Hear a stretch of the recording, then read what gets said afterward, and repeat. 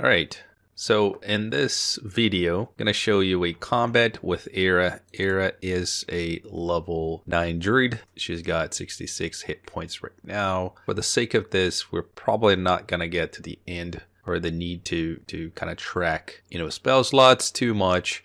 I'm also going to give Era a potion of speed. Potion of speed will give her a couple of bonuses, but the most important one is that she gets haste, and she's not going to concentrate on it. So let's get into it. So let's say the description, DM's giving the description, you're seeing a bunch of orcs and a frost giant coming towards you. They seem to be really into chasing you. So you take a look, you see a lot of them there, and for the sake of it, the DM also lets you have a turn or two before they get into this position. Sure, you have two choices: one, you try to outrun them, or the other, you fight. You kind of like Neo, you start to beginning to believe, and you pop your potion of speed, getting haste, which gives you an extra action per turn, which is pretty sweet. And then the DM says, okay, anything else you want to do before combat starts? In this case, you were ready to rock and roll. So let's see. So combat begins, and let's just roll for everyone. Initiative in this case, usually, players, they roll for their initiative. You rolled 3. So this is bad news, so a little bit, maybe not too much of a bad news, knowing that you're not that far. So I am going to put the combat tracker back to the first one. All right, so here we go. This is the first guy, and we have 1, 2, 3, 4, 5, 6, 7. Can I see them all? I can see on the other screen. So let me try it again.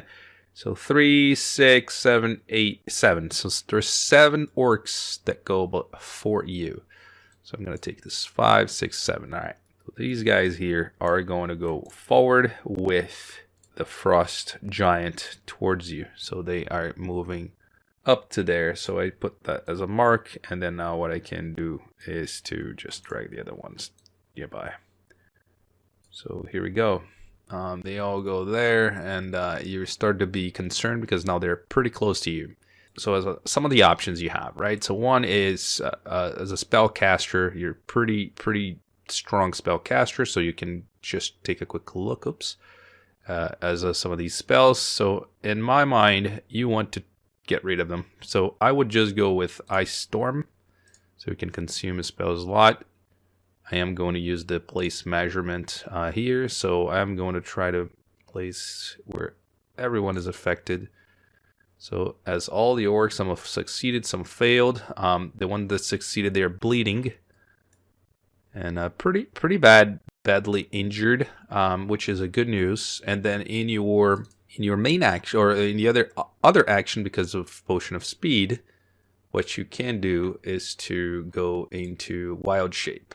So in this case, we're gonna go with Tyrannosaurus Rex and then wild shape. So this will convert us to this new creature.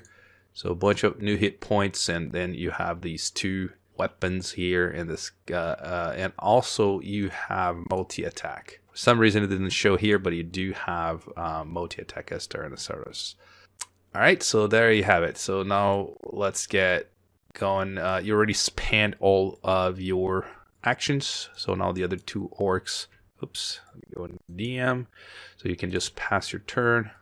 Do that, you just click and pass, and then we go to yes, we are far beyond that. All right, all these guys here, and let's see as well. So that is the end of the turn. Start again. So these guys that are injured, they are going to come to attack you, and they can pretty much attack with the Great Axe. So for that, they're going to target you and attack with the Great Axe twice. Which dished out quite a decent damage to you. Oops, you're not seeing that. Cool animation. And then now the Frost Giant is going to come near you. And same thing, he's got 2 Great Axe attacks, and that's what he's going to use. And just took a good chunk of our of your hit points, and in this case, back to you. Now, you do have 2 actions, right? So the first, I would say you can continue to fight these guys. So another thing that I do is to apply damage per health pool. So if you attack with a massive amount of damage, I know, for example, for instance, that these 2 orcs have very little hit points. So I would let you target both of them to attack one, because I know if you hit any of them, you would do enough hit points or enough damage to take both down. In this case, you can just attack with your, let's say you're going to use your tail for these guys. Normal, does it hit? It does hit, and they're both down. Then now you want to target this guy for your main bite. You bite with a normal attack. Does that hit? It does hit, and take a good chunk of his health pool. And then what also you can do, because now you have another action due to your potion of speed, which costs 400 gold piece, pretty cheap and affordable at this level. You can just take a bite, normal attack, and then another tail, normal attack. And as you can see, this guy that is CR 9 and a bunch of CR halves are going down fairly quick. Right, so this is a very strong character and a very, very cool to play that as well. So let's say these other 2, they are going to come and attack you. Let's see if we can finish this. Why not? Target you. So now we have 2 great axe attack. And boom, boom. And that hurt quite a bit. And also you would have, oh, I have to pass the turn. And also the frost giants would attack as well. So 1 and 2. So somehow you survive this turn, which is fantastic. So the same thing we're going to do. So we're going to try to bite. So instead of a tail attacking these guys, we're going to try to bite the orc, because that's our stronger one. So that was a 34. I know for a fact that the orc has only 15 hit points. So you pretty much downed both of them with that rule that we're using, which is all common creatures nearby would take shared damage, or not shared, but the one that builds to it. All right, so now we go to the other attack, which our other attack is tail. So then we would target this guy instead. So it's hard to see, but the target is right here. And we would go with tail. One more attack, another 23 bludgeoning, and he's downed. So as you can see, it is unbelievable how in a couple of turns you didn't even become druid form again, right? So if you were to, let's say, get down to 0, you would take all the remaining hit points to your form.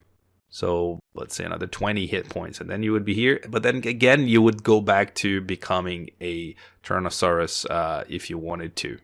So very, very cool and strong thing to do.